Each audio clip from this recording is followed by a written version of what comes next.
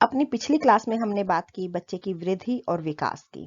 वृद्धि जहां उसके शारीरिक अंगों में परिवर्तन की बात की थी, वहीं विकास में हमने बात की बच्चे के सामाजिक, आर्थिक, नैतिक हर तरीके का विकास यानी कि बच्चे का सर्वांगीण विकास।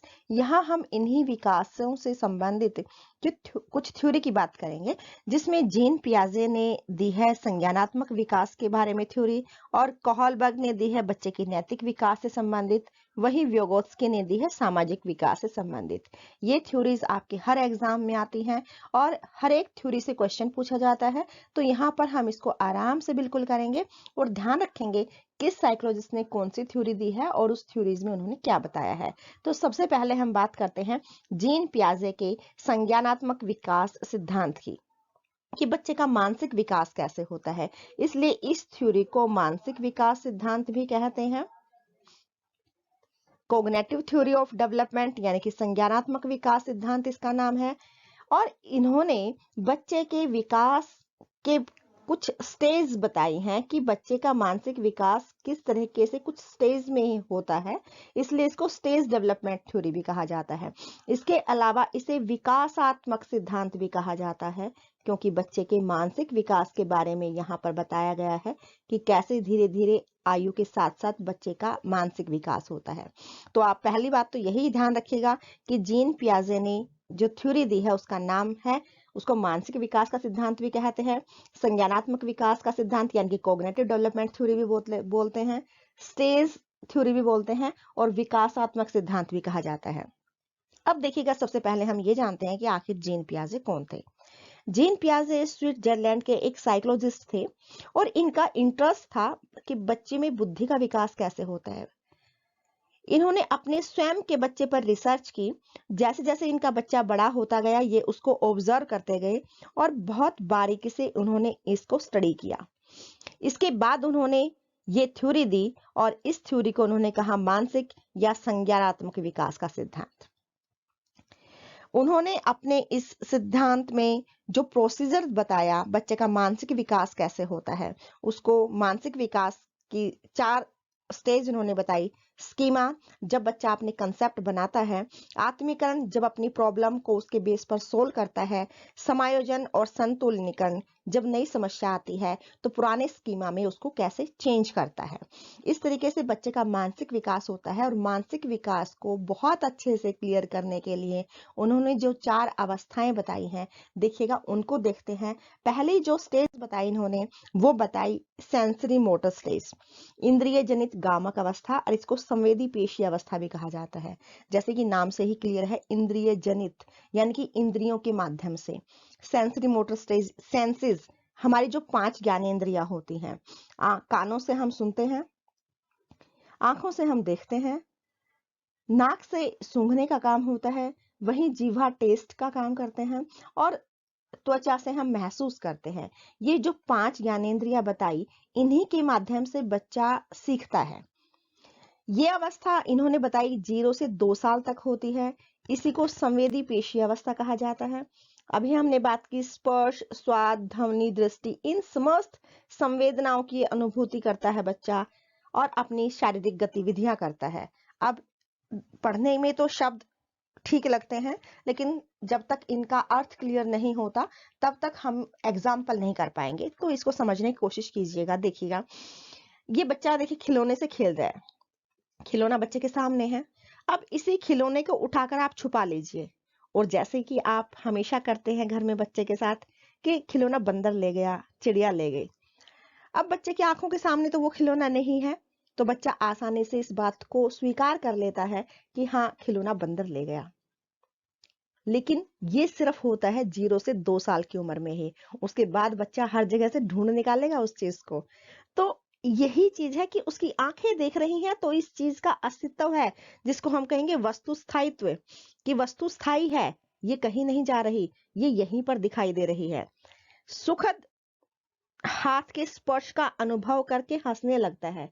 जब माँ प्यार से उस पर हाथ फेरती है तो बच्चा हंसता है, यानी कि यहाँ पर भी अब बच्चा अपनी इंद्रियों के माध्यम से अभिव्यक्ति देता है। अक्सर बच्चा रोता है, अब वो ये तो नहीं कह सकता ना कि मुझे भूख लगी है, खाना दो, तो बच्चा रोने लगता है और आप समझ जाते हैं कि बच्चे को भूख लगी है, या बच्चा जब गीला करता है तब बच्चा रोता है। यहाँ पर भी वो रो करके ही अपनी रिक्वायरमेंट पूरी करना चाहता है, अपनी इंद्रियों के माध्यम से ही वो आपको बता रहा है। पैरों से लिपट कर आपको आकर्षित करने की कोशिश करता है। इस अवस्था में बच्चा अपनी इंद्रियों के माध्यम से ही सीखता है। यही चीज है हमारी इंद्रिय जनित गामक अवस्था, जब बच्चा अपनी इंद्रियों के माध्यम से ही अपनी भावनाओं को अभिव्यक्त करता है, इंद्रियों के माध्यम से ही सीखता है। क्यों एक छोटा बच्चा अपनी मदर टंग सीखता है सबसे पहले? क्यों? क्योंकि इसकी इंद्रियां उसी लैंग्वेज को सुन रही हैं।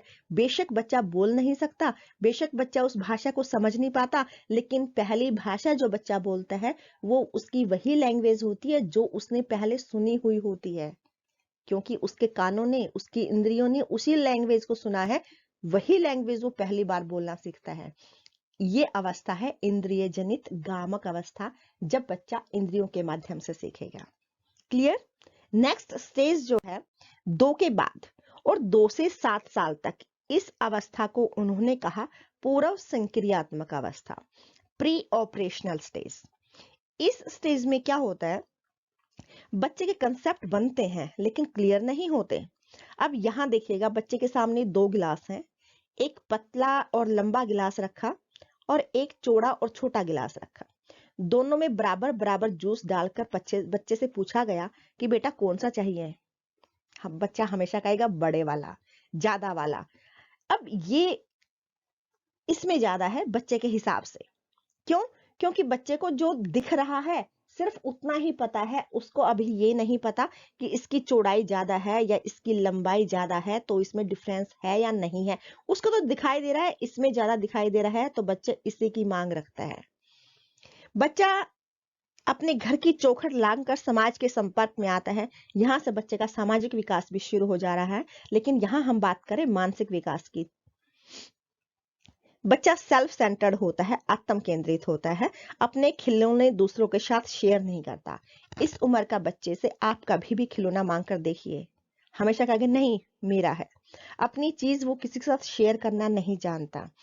अगर वो वस्तुओं में डिफरेंस नहीं कर पाता, तो ये भी वही स्टेज है कि वो समानता और असमानता नहीं पता लगाता, सजीव निर्जीव का भेद नहीं जानता। अक्सर देखा होगा जब बच्चा चलना शुरू करता है और बच्चा गिर जाता है, तो आप कहते हैं इसने गिराया। जमीन पे हाथ मारता है, दरवाजे पे हाथ मारता है कि इसने मारा। लेकिन बड़ा होने के बाद ऐसा वो कभी नहीं करेगा। क्यों? कि उस टाइम पर उसको समझ आ जाती है कि ये तो निर्जीव है, इसको कोई असर नहीं होता। लेकिन जब बच्चा छोटा होता है, 2 साल के बाद की बात हम कर रहे हैं, उसको सजीव निर्जीव का नहीं पता होता। लड़कियां गुड़िया से खेलती हैं, गुड़िया अब तो खेलना एक सपना ही रह गया, क्योंकि आजकल के बच्चे इन सब खिलौनों से दूर हैं। लेकिन हमने अपने बचपन में देखा है कि लड़कियां गुड़ियाओं से खेलती हैं, और गुड़िया से जब खेलती थी तो अपनी गुड़िया को खिलाना, पिलाना, नहलाना, सुलाना, वो सारे काम करते थे। तो छोटा बच्चा जब तक उसको ये नहीं पता होता कि ये निर्जीव है, तब तक वो ऐसा करता है, यानी कि तब तक वो बच्चा गुड़िया से खेल रहा है, जब तक उसको ये नहीं पता कि वो सजीव है या निर्जीव है। जब उसको पता चलता है कि ये निर्जीव है, तब वो उस बच्चे को नहलाना, खिलाना, पिलाना वो सब छोड़ देता है। तो यहाँ पर इस स्टेज में 2 से 7 साल की उम्र में बच्चे को ये नहीं पता कि सजीव निर्जीव, इसका डिफरेंस वो नहीं कर पाता। इस अवस्था में बच्चा तर्कहीन चिंतन की अवस्था में रहता है। अब तर्कहीन चिंतन करता है, सोचता है, वो सोचता है लेकिन तर्कहीन होता है, कि कल्पनाओं में खोया रहता है। रानी की कहानी सुनना उसको पसंद होता है, परियों की कहानी सुनना उसको ज्यादा पसंद होता है। क्योंकि तर्कहीन चिंतन, जिसके पीछे कोई लॉजिक ही नहीं है, ऐसे बच्चा चिंतन करता है। बच्चा वस्तुओं और व्यक्तियों के संबंधों को भी समझने लगता है, लेकिन तार्किक उत्तर देने में सक्षम नहीं होता। लॉजिकल थिंकिंग, अभी हमने बात की कि लॉजिक क्या है उसके पीछे, ये बच्चे को पता नहीं होता। एक सिंपल सा एग्जांपल लेते हैं। बच्चा स्कूल जाने लगता है, देखिएगा 2 से 7 साल का बच्चा। अब स्कूल में फंक्शन होते हैं, 26 जनवरी और 15 अगस्त मनाया जाता है। लेकिन आप बच्चे से पूछेगा कि 26 जनवरी या 15 अगस्त क्यों मनाया जाता है, इसका जवाब बच्चे के पास नहीं होता, क्योंकि उसको पता ही नहीं कि ये क्यों मनाया जा रहा है। उसको ये तो पता है कि फंक्शन है, लेकिन फंक्शन क्यों है इसका कोई जवाब बच्चे के पास नहीं होता। क्यों? क्योंकि उसके कंसेप्ट बनते हैं लेकिन क्लियर नहीं होते। और यही अवस्था जीन पियाजे ने जो कि मानी है 2 से 7 साल। आजकल बच्चे थोड़ा एडवांस हो गए हैं, तो अब शायद इस थ्योरी की स्टेज जो है वो जल्दी शुरू हो जाती है। तो आप ये मत सोचिएगा कि 2 से 7 साल के बच्चे को ये सब पता नहीं होता। यहाँ पर हम सिर्फ बात कर रहे हैं जीन पियाजे की थ्योरी की। जीन पियाजे ने जब अपने समय में ये थ्योरी दी थी अपने बच्चों को ऑब्जर्व करके, उस टाइम के हिसाब से ये बिल्कुल ठीक थे। नेक्स्ट स्टेज जो इसके बाद 2 से 7 साल की पूर्व संक्रियात्मक अवस्था के बाद तीसरी स्टेज को इन्होंने नाम दिया मूर्त संक्रियात्मक अवस्था। और ये अवस्था होती है 7 से 11 साल की उम्र में। पियाजे के इस सिद्धांत को ज्ञानात्मक विकास की ये तीसरी अवस्था है, 7 साल से शुरू होकर 11 साल तक चलती है। बच्चा प्रॉब्लम सॉल्विंग हेतु मूर्त परिस्थितियों पर निर्भर करता है, समानता और असमानता जानने लगता है। एक सिंपल सी बात यहाँ याद रखिएगा कि पिछली स्टेज में जितने भी कंसेप्ट बच्चे के अधूरे थे वो यहाँ पर क्लियर हो जाते हैं। अब बच्चे को जूस जब दिया जाता है, चाहे आप लंबे में डालकर दे दीजिएगा, लेकिन बच्चा अब समझने लगता है कि दोनों में बराबर है या किसमें कम या ज्यादा है, क्योंकि जितने भी कंसेप्ट थे उसके लंबाई चौड़ाई, समानता असमानता, सजीव निर्जीव, वो सारे कंसेप्ट यहाँ पर क्लियर हो जाते हैं और उन चीजों के प्रति कंसेप्ट क्लियर हो जाते हैं जो मूर्त अवस्था में है, यानी कि जो बच्चे के सामने है, जो प्रत्यक्ष है, जिनको बच्चा देख पाता है। बच्चे को मिट्टी के 2 समान गोले दिए जाएं और उनमें से एक गोले को लंबा और पतला बना दें। उसके बाद बच्चे से पूछा जाता है कि दोनों में किसमें ज्यादा मिट्टी है, तो बच्चा सही उत्तर देगा कि दोनों में समान है, इक्वल है, क्योंकि यहाँ पर बच्चे के कंसेप्ट क्लियर हो चुके हैं। जो पिछले में हमने एग्जाम्पल में बात की थी 26 जनवरी 15 अगस्त क्यों मनाया जाता है, इसका जवाब भी बच्चा दे सकता है। तो ये अवस्था थर्ड स्टेज जो बताई है जीन पियाजे की, ये है। और फोर्थ अवस्था जो कही जाएगी जिसमें बच्चा सोचने लगता है, तर्क करने लगता है, लॉजिकल रीजनिंग कैपेसिटी उसकी डेवलप हो जाती है, अपनी प्रॉब्लम्स वो खुद सोल्व करने लगता है, ये हमारी फोर्थ स्टेज है, जिसको नाम दिया अमूर्त संक्रियात्मक अवस्था। यानी कि जो चीजें बच्चे के सामने नहीं है उनके बारे में अब वो चिंतन कर सकता है। जो कमी पिछली स्टेज में रह गई थी वो यहाँ पूरी हो जाएंगी 11 से 15 साल की उम्र में।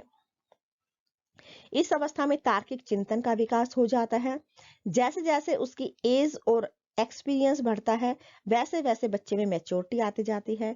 इस स्टेज में सभी कंसेप्ट क्लियर हो जाते हैं, चाहे वो मूर्त कंसेप्ट हो या फिर अमूर्त कंसेप्ट हो।